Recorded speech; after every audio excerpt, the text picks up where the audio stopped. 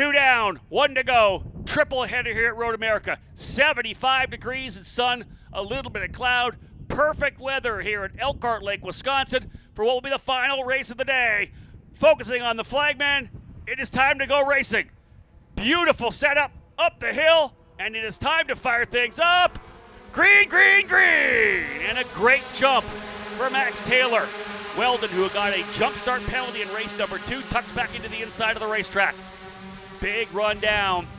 Now they'll start to tuck out. Weldon's looking to go to the outside of Taylor. Not quite enough. Coming to the inside is one of the Inter-MS cars. Thinking about making the move to the inside, as was a Scorpione. He thought about going to the inside of Weldon. He will go back to P5. One driver able to make a move up. I want to say that might have been McNeely. I think McNeely's gone to 3rd. Scorpione holds on to 4th. Great job for the drivers so far coming through 1, 2, and 3. 23 drivers taking the green. Here comes Weldon with a big run down the outside. He may get the pass cleared by the time they get even into the braking zone, but this is a tough braking zone. Downhill, lengthens the braking zone into that tight, decreasing radius corner. Let's make sure everybody comes through here cleanly. You got to give room to the driver on the outside, but there is lots of runoff, as you can see. A lot of the drivers going all the way up onto that exit curbing there on the outside. 2 wide coming up to 6. Of course, that's that blind corner, top of the hill. Crest the hill, trust on the turn in to get to the apex. A lot of the aspects of racing that these young drivers have to develop. The trust in the car, trust in your engineers, your coaches, your spotters. And again, just trusting on your ability to pick up that racetrack. Remember, for so many drivers, many of them have tested here. Some came for the first time here. And that track walk on Thursday evening where they got a chance to really take a good look at the track up close and personal with their coaches, you know, what curbing to take, what curbing not to take. Some of it's much more aggressive. And then, of course, the track walk into the opening test session on Friday where you link together all you learned from that track walk for the first time when you're sitting in the cockpit of your car. Crucial session to link it all together. Weldon continues to try to go by. We got an opportunity. I wonder if we could pull up my keys to the race. Didn't do that on the opening circuit. I do have keys to the race here. If we can bring that up, I'll get a chance to go over that. Oh, we're getting crazy coming out of Billy Mitchell Bend. Back through turn number 40. Here's the keys to the race, I think, folks. Manage to start. And these drivers have done that. We're almost through the opening lap. I don't want to jinx it, but they've managed to start. They all gave each other room. Excellent job of Scorpione now up into the 2nd spot. This is a track you have to focus on exit speed. You got to make sure that you don't make a move to the inside of a turn 3 where you give up so much room. You're not going to get the pass done there. Taylor's going to bring them down into turn number 1. So focus on the exit speed to maximize the top end. And last but not least, you're going to see a lot of this, manage the draft. One driver's got looped around. That is Jack Jeffers has gone around in turn number 1. Jeffers around in 1, 5th place in points. Another driver off over in turn number 3. 2 of them connected. That looks like, I think, one of the Jay Howard cars.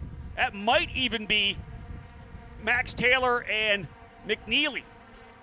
Whether or not Jeffers is stuck in turn number 1, can he get that car out? He went around in turn number 1, backed it into the gravel. He looked like he was stuck for a second. No, pace car is out. Full course yellow. So the full course yellow is out. We had 2 incidents on the track. Jeffers around in turn 1. Looked to me like contact from the back. They're going to be able to get him onto the track without him losing any time, I believe, once the AMR IndyCar safety crew gets out there. So luckily, I think that they're able to get him back on. And then I have to feel like it was Taylor and potentially McNeely, although it may have been another driver. We'll see. 2 drivers off. Again, I talked earlier in the race about the fact that there's still lots of points up for grabs on the weekend. 33 points total is what you can get for a weekend. 1 point for qualifying on pole, 1 point for most laps led, 1 point for fastest lap, and 30 points for the race win. So 33 points total. There's going to be 99 up for grabs after this weekend. They're going to do what they can right now to get this number 92 of Jack Jeffers out of the gravel. They're up there quickly. And he's going to be hoping they get this thing done quickly because he wants to get back out onto the racetrack.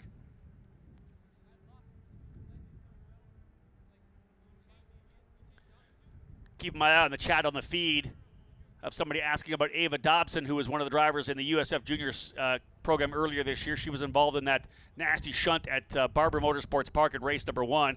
On the sidelines for a while with some concussion symptoms. Has been in the gym working out, but also did a race in GB4 in Europe, in England, earlier this month. So she's been back behind the wheel already. So we'll hope to see her again. I think she's planning a full-time program in 2024.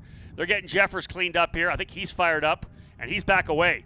So shout out to the crew to get Jeffers back underway again. Now for Jeffers, he's got to catch all the way back up, because they're not going to be able to go green this time by. The crew obviously still up in turn number 1. But once they do get here, I'll give you the full field rundown, and I'll finally figure out exactly who it was. It looked to me like a VRD car and a Jay Howard car, and I don't know whether or not it was McNeely and Taylor, but we'll find out when they come up the hill. Yeah, oh, there's Taylor right there, so it was a different car. So tough with the cars we have here, so many of them with very similar liveries. Coming across the line, Taylor, Weldon, Scorpioni. Who's falling down the order here now? I'm trying to pick it up. Oh, it might have been Joao Vergara went off. Taylor, Weldon, Scorpioni, Elkin, and McNeely. So neither Taylor or McNeely. Argiro still 6th, Cameron 7th, Soto Sharipa 8th, Cooley 9th, and Boyad's is up to 10th. Golan runs 11th, Gio in 12th, Leonel 13th, the Gonzalez brothers 14th and 15th. Brendan Cooley up into 16th, Michael Suko, Hudson Potter, Griffin Yellen. So there you go. So the darker car that I thought may have been Taylor was actually Vergara in that primarily black and red exclusive car, and the Jay Howard car was Timothy Carell. Those drivers falling to 20th and 21st. And I'll tell you this, the incident in turn 1 with Jeffers has been huge for them, because they would have been miles back as they stack and repack, because I believe they were able to get kind of right back on the tail of the field. They were, so it's going to be huge for them. Jeffers, of course, we know is going to be at full song, trying to get himself around. Jeffers, who was able to move his way up with a couple of solid finishes, gets himself back up. Big finishes for Jack in both race 1 and race 2, benefiting from penalties to move to a couple of third-place finishes. That has brought him no closer to Taylor, because obviously Max Taylor with a win and a 6th-place finish, but does bring him from 6th to 5th, and actually most definitely within striking distance of 2nd. But again, 99 points still up for grabs. Taylor will not be 99 points up at the end of this one, I don't believe. So obviously he's got work to do still when we get to Portland. Jeffers doing whatever he can to try to close back up here.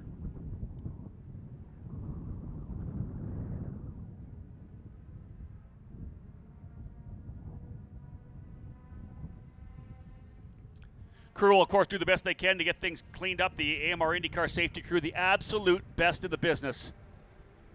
They know our cars. They know our drivers. They know, you could see how much urgency they had, but controlled urgency. They got to the car, Jeffers, assessed the scene. They were getting the post put in the back that goes behind the driver's head into the roll hoop. That way they can hook on and pull the car out. The procedures that they have and are able to execute so quickly is what allows us to get back to racing. And again, the key component of the USF Juniors program is seat time and racing laps. We want them racing as much as they can. We don't want them running around behind a yellow flag. That's why we run longer races when needed, longer windows. If we have to go red for extended cleanup, we can do that because we have the longer window of time. Field coming down through Canada Corner. Not quite sure where Jack Jeffers is as of yet. Going to pick up a couple of the extra cameras here. Whether he's got to the tail of the field, we'll have a look when they come around here. Yeah, cut out just a little too quickly there to see if Jack got up there. Pace cart's worked its way off. Field getting back at it with Max Taylor, your point leader.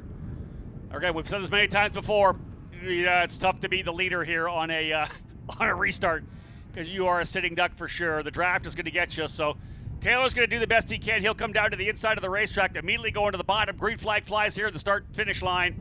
So we're underway, and it looks to me like Jeffers did get to the tail of the field. That is big for Jack Jeffers. So indeed, it's actually Elkin getting the best run. Let's go 3 wide in the straightaway. Why not? 3 wide down into turn number 1. All the way around the outside, sweeps Elkin. He can't quite get by, and man, that's the first time we've seen a driver do that good of a job to hold the spot once again. And it's still Taylor as the leader. Elkin's going to try to go around the outside here. That is tough. Lots of runoff room. Oh, great job for Elkin. Remember, that's where Weldon got into both Taylor and McNeely in race number 2, so he thought better of it. We'll go 3 wide down into 5. The juniors like to keep it interesting, don't they? 3 wide down into 5. You'd think that maybe a championship's on the line. It is. Elkin potentially is going to lead here out of the corner. Now, I mentioned in the first race where I didn't like the fact that their end plates, I had trouble differentiating Elkin and Soto Chiripa. They actually do have different end plates, but I will be honest with everybody watching. I'm a little color deficient. So those 2 colors are very close to me. One driver getting shuffled off. That was team on team crime. That was 2 Jay Howard cars getting together coming out of turn number 7. I think probably McNeely and Argyros. One of them ended up 4 wheels off. Side by side for 7th coming through the carousel. Being on the outside of there is unnerving. Inside the same, you're not able to get the car to track out, so you have a lot of wheel on it. You can see how much time they've lost having to pedal it through the carousel. But the draft, so huge. You need to maximize the draft here at Mid-Ohio. Joshua Ileanel talked about it in the pre-race, didn't he? That he really just had, oh, we got contact, drivers into the wall coming through the cattle bottoms.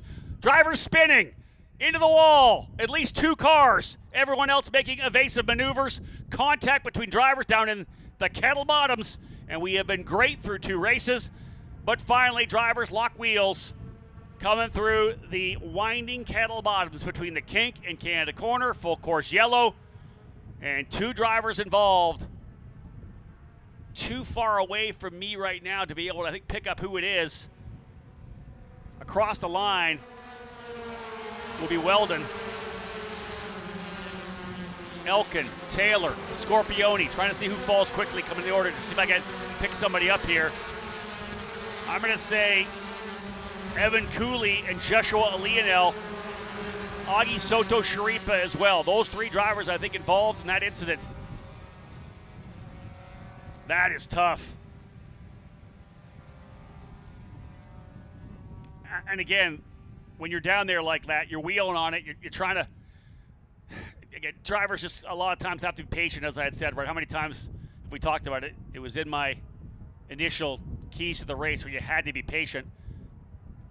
Soto Chiripa still in a championship fight, now down to 22nd. Evan Cooley involved in that one as well. Joshua Ileanel comes back across the line, so he's able to continue. So he's not one of the drivers involved in the incident, but he falls down into 19th. Weldon across the line, P1. Elkin in 2nd. Max Taylor 3rd. Leonardo Scorpione in 4th. Liam McNeely now 5th. Christian Cameron 6th. G3 Argyros 7th. Michael Boyadzis 17th up to 8th. Diego Guillo in 9th, and Brady Golan rounding out the top 10 now. Issues early for Vergara, for Jeffers. Jeffers was not really even able to get his first pass done, as he was obviously getting to the tail of the field, and I think was probably just trying to check up a little bit there. Full course yellow being thrown here. 4 laps down. They'll put lap 5. It'll be halfway when they come back around. And not surprisingly, the red flag being brought out, red flag. So the red flag, very likely not for any severity of the incident, but more to save laps. We'll bring these drivers into pit lane. We don't want to burn laps driving around the yellow. So I believe this will be the halfway point when they come around. AMR IndyCar safety team on the scene. It almost looks like 3 cars down there, although 21 cars came back across the line to lap 4. It's only 3. Weldon is your leader. But again, action here. Things got a little hectic coming down into Canada corner. Obviously, they ended up there near the start of the braking zone, but it started significantly earlier, as you could see, as there was contact. Field now slowly navigating itself through the incident.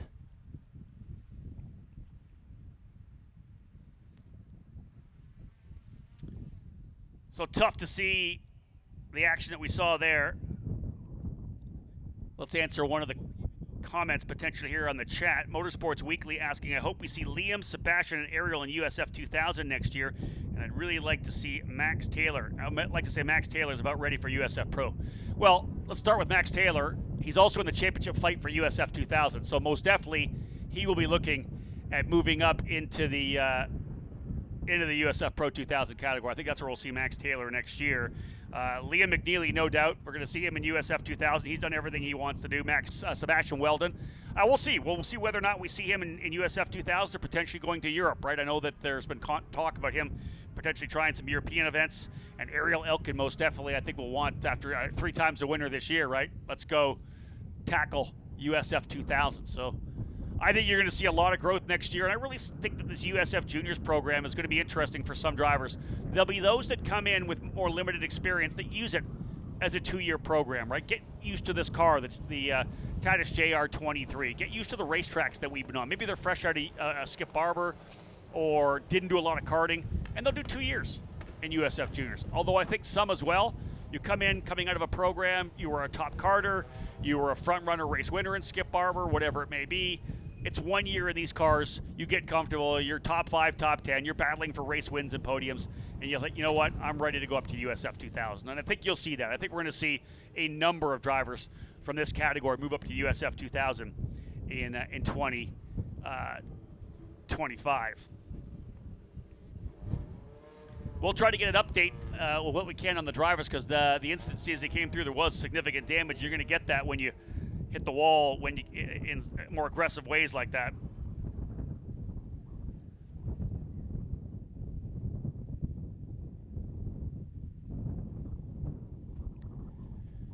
So again, red flag out.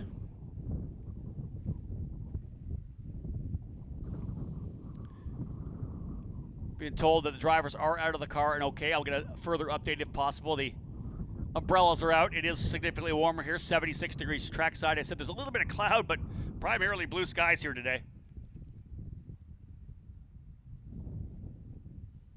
You can see at the tail of the field there, some of the drivers are involved in incidents getting into the positions. Here's a better shot. To the right side there is Evan Cooley's car. They're bringing the flatbed out for one. We'll get a better feel for it. Augusto Soto Sharipa most definitely involved, and Evan Cooley as well. Red flag.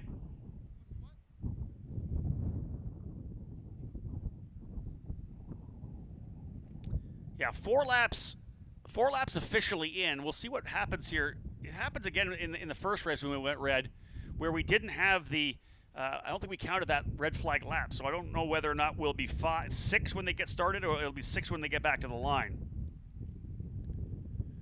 Nonetheless, you can see the work being done.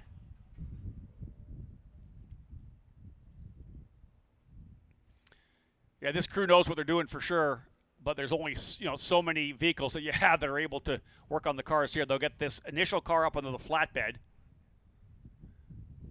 Let's come back with the fact that we do have 22 minutes still remaining to run 5 laps. Again, there's a proof positive, the reason why we run the 40-minute time windows. Looks like we may be bringing two flat. No, that's another tow truck there. Perfect. So they'll get this one car cinched down. We'll do the best we can to provide you with some information. The 91 and the 24, the only drivers involved in the incident, I'm being told. It looked to me like 3 cars at one point, but that was a longer shot. So Soto Sharipa's car is up on the flatbed now. As I said, this is the first time we've had any kind of an incident down in Kettle Bottoms. This weekend has pretty much been turn 3 and turn 5. Even the incident in turn number 8 with G3 Argyros, when that throttle got stuck on a little. No one injured in that one. We do have the EMT coming in just to make sure everything's okay.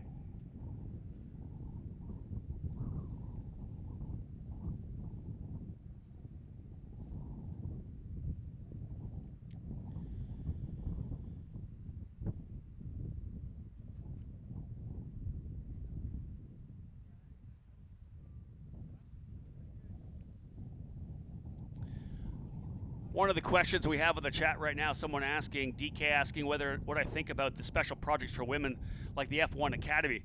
You know, my comment on that is, for any young driver, you take the opportunities you can get, right? If you can get it, if you're a young female racer, and we'd love to, of course, have them in USF Juniors. I'm a firm believer.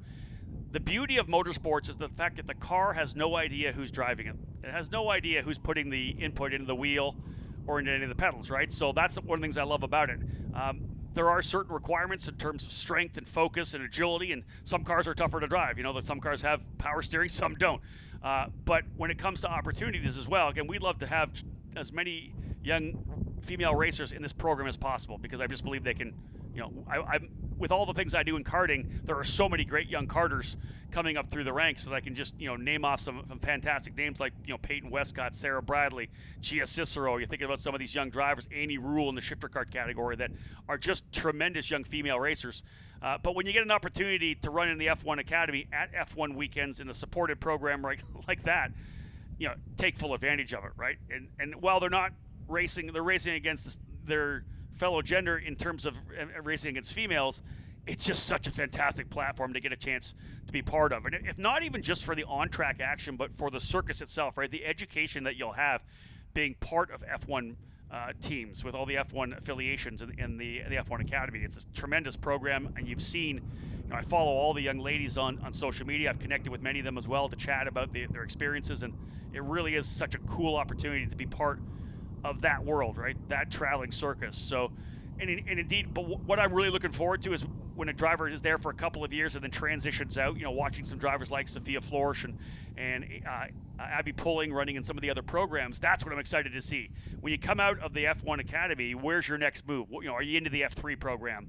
Are you coming overseas like Jamie Chadwick did? And, you know, she's into her second year of Indy Next, and very impressive with a race win and showing the advancement. So that's kind of my deal there. That I want to see where they come when they get out of the academy, where they end up and how they perform. And obviously, Jamie Chadwick, who ran so many years in the W Series winning those championships, has proven her abilities in the Indy Next program.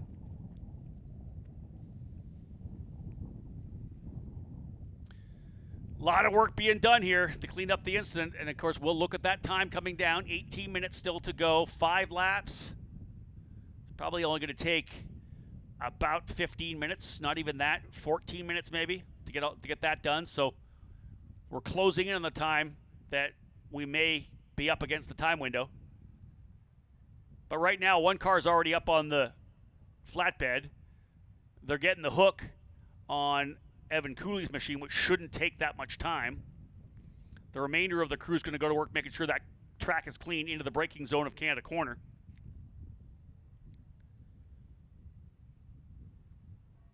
So again, hello to all those of you who are watching on the USF Pro Championships YouTube channel, or potentially watch it on the mobile app. If you haven't downloaded the app yet, do so. One thing as well, if you haven't seen it yet, the new episode of The Climb from Toronto is now available, as is the one from Mid-Ohio before. So if you haven't seen any of our mini documentary, The Climb, where we really get up close and personal with a number of the drivers in the series, that's a really awesome package of programs to be able to watch and get closer. You learn a lot more about the drivers, kind of follow their footsteps and on their journey throughout the race season. So again, check that out. You can get it on the YouTube channel. It's available on the app as well. The app has live timing, has my USF Pro Insider podcast there as well.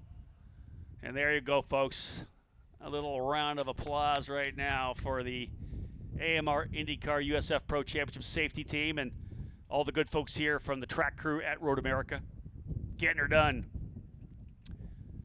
Not the way Evan Cooley wanted to end this weekend. A couple of really strong runs in race 1 and race 2. And although a penalty in race 1 dropped him off the podium, this kid has got a lot. Evan is going to be a kid to watch next year in USF 2000. I'm telling you this right now. He is going to be a driver who's going to go for race wins and a potential championship next year. A lot of talent there. We'll fill his Cooley name, the Cooley position in USF Juniors with Brendan. Again, we talked to both of those drivers in that interview we aired after the pre-race show. There you have it. And we are, 15 and a half minutes? Not quite 15 and a half. I like the way this is lining up. We may get the whole thing in here. Championship battle tightening up in terms of second back to fifth. Max Taylor, of course, with a win in race 1, P6, coming back from the off-track excursion in 2. Taylor just getting the car fired. That was actually Weldon. Sebastian Weldon having a bit of trouble firing the engine on pit lane. He'll get himself rolling again.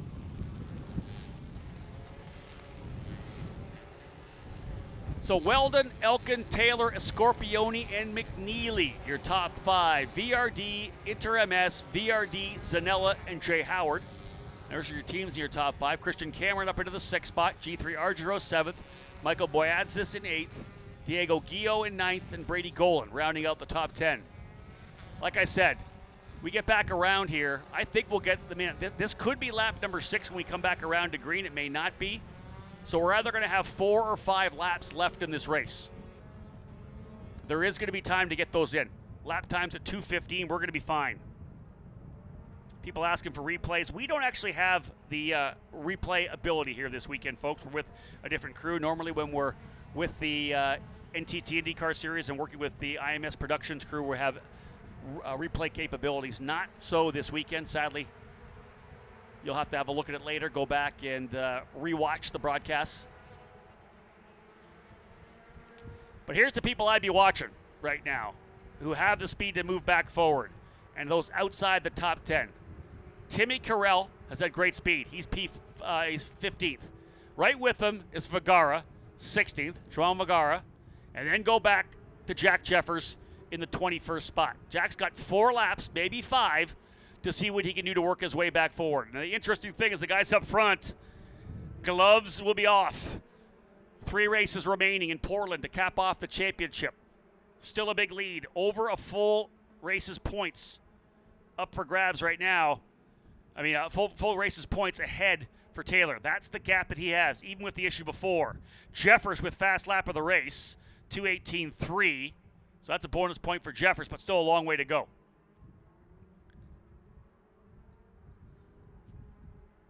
There's the car, and this is why there's the reason why I thought that it was 3 cars involved.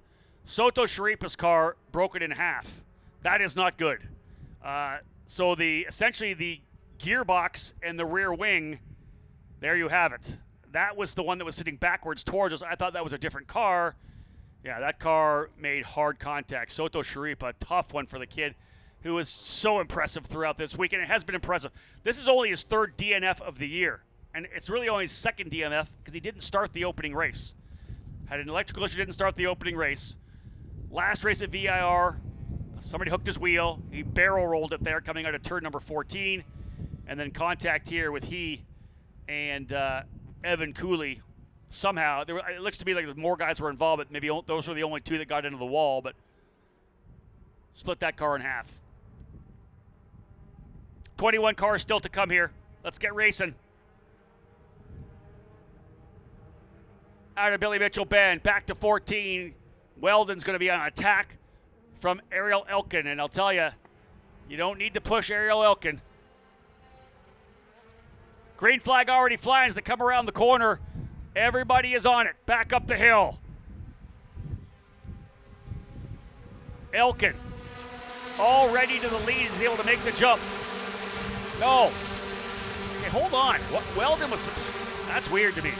Remember, Weldon was slow coming off the grid. Maybe they made Weldon hold the spot. He was not able to get the car fired coming off the grid. They finally did. So they moved him back to 3rd. That's where he came onto the racetrack.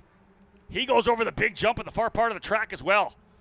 Weldon maybe lose another position here. I want to say that Scorpioni's been able to get by as well. Those cars very similar livery with the white, black, and yellow. So Elkin actually did take the lead, so they didn't move him back around. That was the confusion for me. So he didn't leave the grid on time, and they held the spots. Elkin is your leader. Taylor goes to 2nd. Weldon trying around the outside of a Scorpioni. Finally gets it done with a little bit of contact on exit. So update from race control that Weldon actually passed under the yellow, so they made him give up the spots. That's why they held him. So he passed under yellow, lost 2 positions. Our race control will do whatever they can to do a penalty in race if possible. That was picked up quickly. 2-position penalty in terms of giving spots up. So Weldon, indeed not late off the grid, but was held on the grid. And back we go to racing. Shout out to Diane Swintel, who is helping us out here. She's master of the chat, which is awesome. All right, we'll go side by side again. Make it a little bit more. A lot of action down here in Kettle Bobs. It feels like the pot's starting to boil over as it's been heating up throughout the weekend. That was our first stoppage for a major incident between two drivers. Again, we had stuck throttle in race 1, brought out a red flag, and then a single car incident in race number 2. That's the first time we've had a couple of drivers together like that to bring out a red flag, or first a yellow, of course, the full course yellow. 7 drivers in the lead group.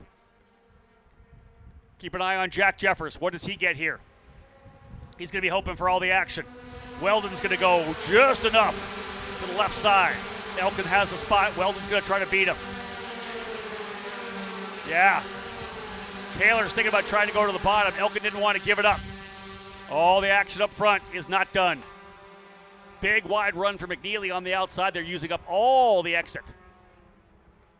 Weldon back to the inside of Elkin. Backs out of it. Again, couple of penalties we've seen on the weekend for drivers diving in. And Weldon had to back out of that one. This is going to really open the door. And here comes the 33 of Max Taylor. He'll take advantage of the draft. Back down into the braking zone at turn number 5. Jeffers up to 17th on that lap. Weldon goes back to the lead, though. He'll take it. Oh, way off the racetrack goes one of the D-Force cars, I think.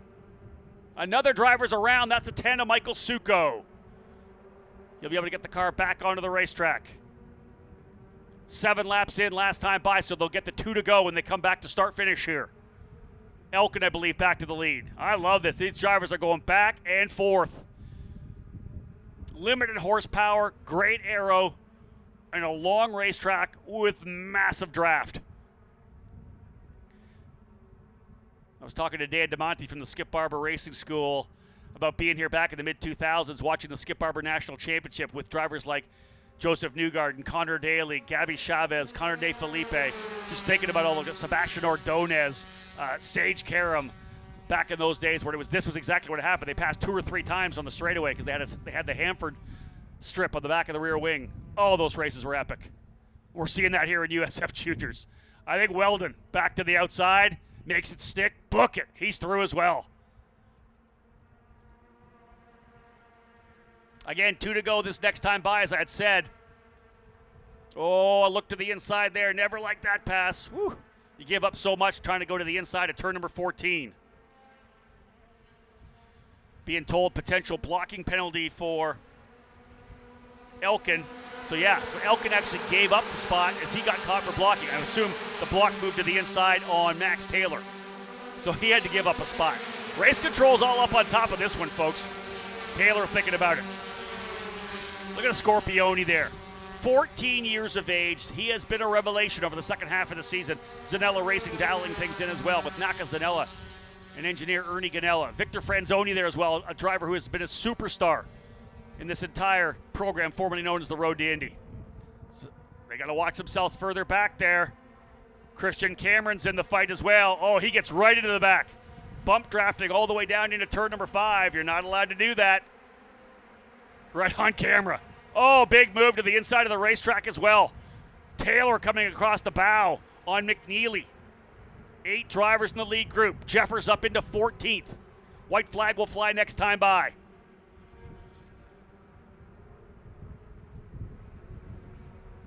Hold your breath, folks. This one's almost done. 4 drivers trying to break away. A Scorpione was right in there for a bit, now on the defensive. Look at him run that midline. This is going to allow the front 4 drivers to stretch away. Leonardo's trying to hold on to a spot covering off the bottom, but that doesn't give you fast race time. You're almost better to see if you can stay with the group in front of you, but it's a lead quartet breaking away in Weldon, Elkin, Taylor, and McNeely. 2 VRD cars, an Inter MS, and a Jay Howard. All 4 of them in the championship fight. Jeffers to 14th, as I said. He is going to be digging to try to get himself back forward. 2 podiums for Jack Jeffers. Oh, too wide coming in to the move to the inside. Elkin may have got it, not quite. Weldon using all the racetrack. Oh, and he drops a wheel. That's a tough place to drop a wheel. And he may lose 1, maybe even 2. Yeah, it's so rough over there. He has lost a couple of spots. And he may lose another one here if McNeely gets a better run out of the corner. And he gets a fantastic run. He's on the gearbox. Oh, one driver all the way off the outside of the track. Hold on. Bringing it just back on as the white flag flies. Not sure who that was. It went 4 wheels off in 14. Final lap.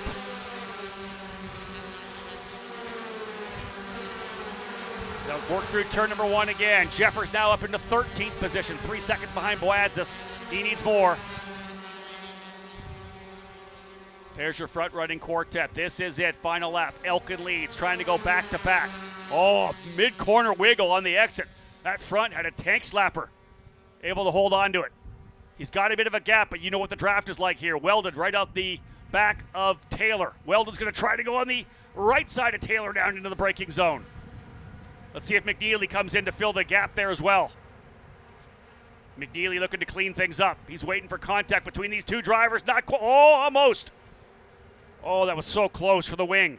McNeely looking up to the inside. They're racing so hard further back. Jeffers trying to close. Thinking about those championship contenders. Jeffers, the other guy that's in there. Soto Sharipa already out of it. His championship aspirations very slim now after the incident with Cooley. All right, last time through the famed carousel. 3-car length lead for Elkin, but that is not near enough for the draft to get out of these juniors cars.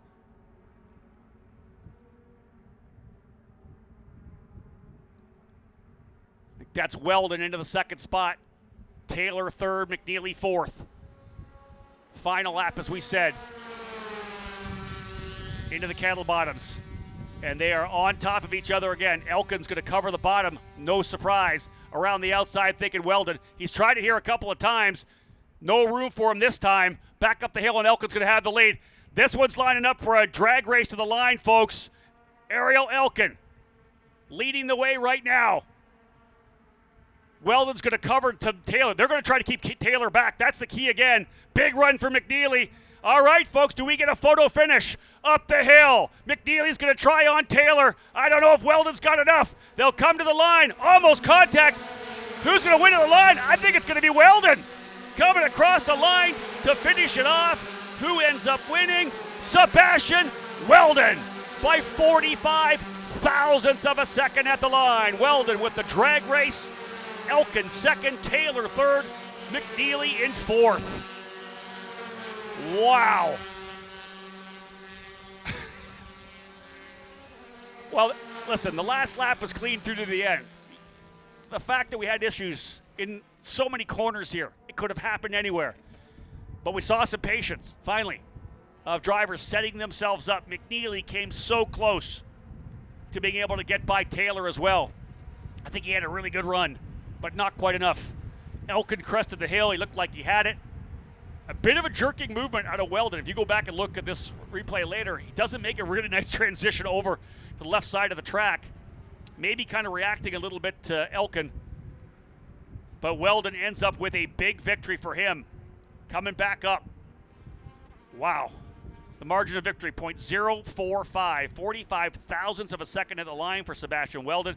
Ariel Elkin finishing in 2nd. Max Taylor 3rd. Liam McNeely in 4th. G3 Argyros in the 5th spot. Christian Cameron ends up in 6th. Leonardo Scorpioni in 7th. Diego Guillo in 8th. Timmy Carell 9th. Remember, I said to keep an eye on Carell. 15th to 9th over the last couple of laps for Timmy Carell. Well done. Brady Goal in 11th.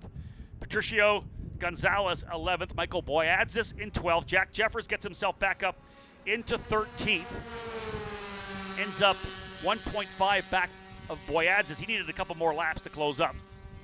Rodrigo Gonzalez 14th. Joshua Leonel 15th. Brendan Cooley ends up in the 16th spot. Joao Vergara 17th. Griffin Yellen, JT Hoskins, Michael Succo, and Hudson Potter round out the 21 drivers that brought it home to the finish.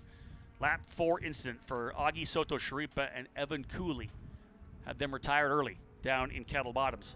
Fast lap of the race to Sebastian Weldon as well, so I'll throw another bonus point up there for him.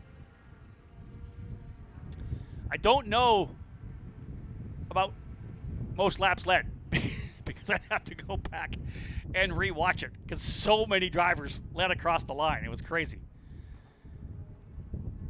Well, that's 3 different winners on the weekend. Max Taylor, Ariel Elkin, and Sebastian Weldon. And Weldon wins another. Again, it's been feast or famine for Sebastian Weldon coming into the weekend. 3 of the last 5 races he had were DNFs. A couple penalties on the weekend here, but a big victory here to bring himself back into it. And Key is finishing behind Taylor, so both Weldon and Elkin will close on Taylor in the points. Jack Jeffers, although 13th, will not be happy with that. It's better than dead last, that's for sure. Still 99 points on offer in Portland, so we are a long way from figuring out who the champion is. I don't even know if we'll be able to do it after race 1. Listen, that's an action track as well. There's not much you can say about the opening corner, festival curves there at Portland that couldn't keep everything up for grabs.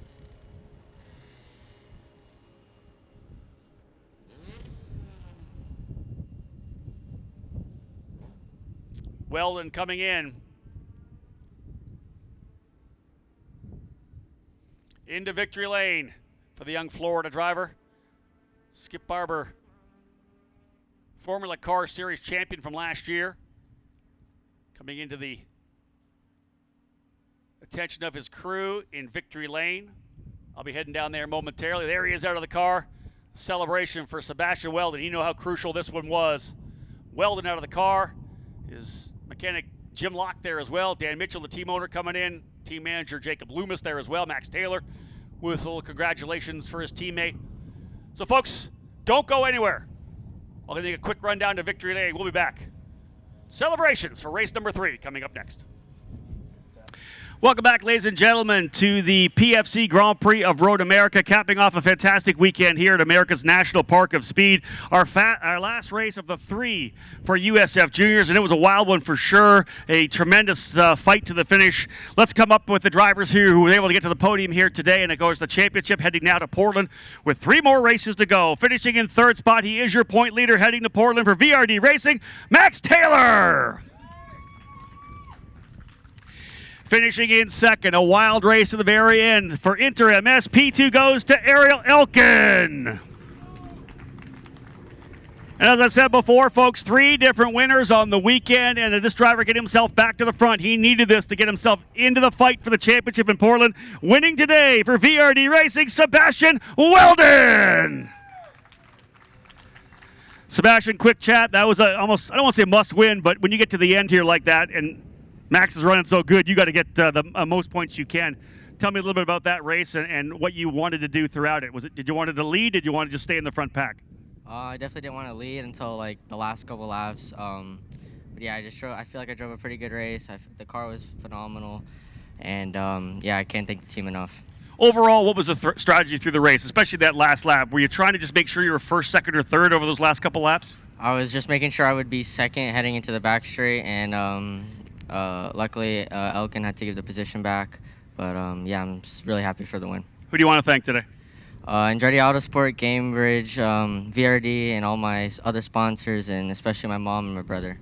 Nicely done. There he is, folks. Sebastian Weldon back on the top of the box here. Race number 3 at Road America. And again, as we said, the championship picture kind of getting a little more clear as the drivers remain in the fight. Augie Soto Sharipa, as we know, the incident down with Evan Cooley in the Kettle Bottoms. That definitely hurts his chances. Still 5 or 6 drivers in this championship fight with 99 points up for grabs. You cannot make a mistake in any one of the races, knowing that we're going to have a full field of drivers here in this USF Juniors event when we do get to Portland in a couple of weeks for the season finale of this year's USF Pro Championships. Drivers wrapping things up here with the trophy presentation. We'll cap off our coverage here momentarily. Just got to wrap up with one more thing. The champagne, of course, able to fly here right now. Drivers, do me a favor, grab that champagne. Let's have a celebration. To wrap things up, folks, the final race is done. Champagne sprays, grip it and rip it. And a big victory for Sebastian Weldon. 3 different winners on the weekend. They're all on the podium right now. Taylor winning race 1, Elkin race 2, Weldon race number 3. That's how close it was up front. You didn't want to lead the last lap. It was a tough place to be. And indeed, a fantastic victory for Sebastian Weldon. Keep an eye out on all of our social media channels. We'll have the updated point standings for you. A better look at what things are going to be like when we head to Portland in 2 weeks' time.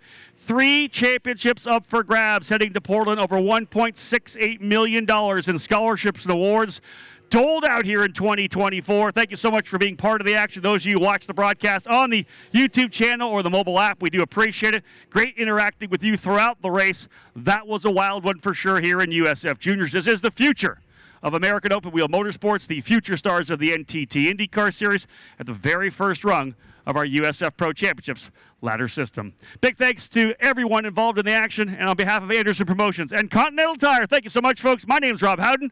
Bye for now.